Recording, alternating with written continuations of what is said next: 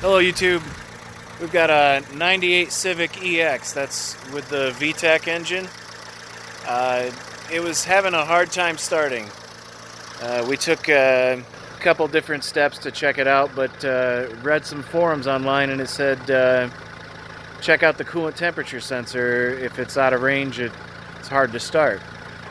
We'd basically crank this engine until the battery went dead.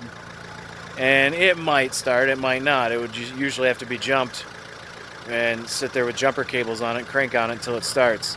Once it was warmed up, it was okay, it was better, but as soon as it cooled down back to ambient air temperature again in the coolant, it wouldn't start again. So good indicator that that was happening. Now what we did was went and checked out the resistance between the terminals on the coolant temperature sensor when it was cold. It's about 70 degrees, and I don't remember off the top of my head what the temperature needed or what the resistance needed to be, but I can put a chart up maybe right here or something and let you know.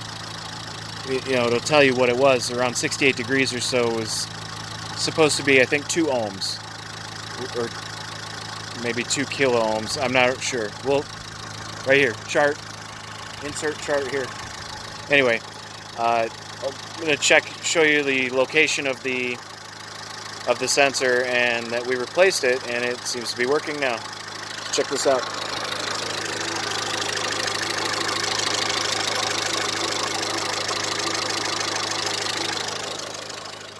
Right there.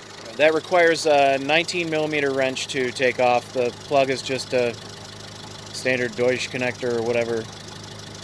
So just pop the connector off of there and measure the resistance between the two leads, and if it's not within the range on the temperature chart, which I should be inserting here, then if it's off even just a little bit, ours was only off maybe by, I think it was 2.0 was the reading I was supposed to have, and 2.5 was the reading I was getting at the temperature that we had yesterday when we ohmed it out.